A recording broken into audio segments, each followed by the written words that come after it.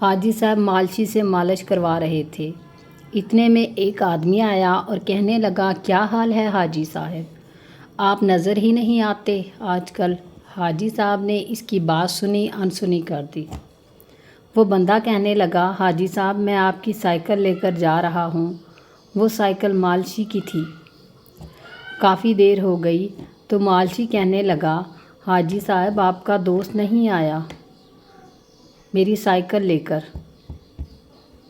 حاجی صاحب بولے، وہ میرا دوست نہیں تھا۔ مالشی بولا، مگر وہ تو آپ سے باتیں کر رہا تھا۔ حاجی صاحب بولے، میں تو اس کو جانتا ہی نہیں ہوں، میں تو سمجھا تھا کہ وہ تمہارا دوست ہے۔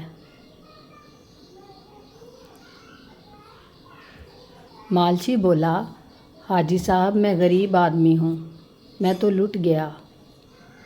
حاجی صاحب بولے، اچھا تو رو مت، میں تجھے نئی سائیکل لے دیتا ہوں، تم سائیکل والی دکان پر جا کر سائیکل پسند کر لو۔ مالشی نے ایک سائیکل پسند کی اور چکر لگا کے دیکھا۔ واپسی پر آ کر کہنے لگا کہ حاجی صاحب یہ سائیکل ذرا ٹیڑھی چل رہی ہے۔ حاجی نے کہا،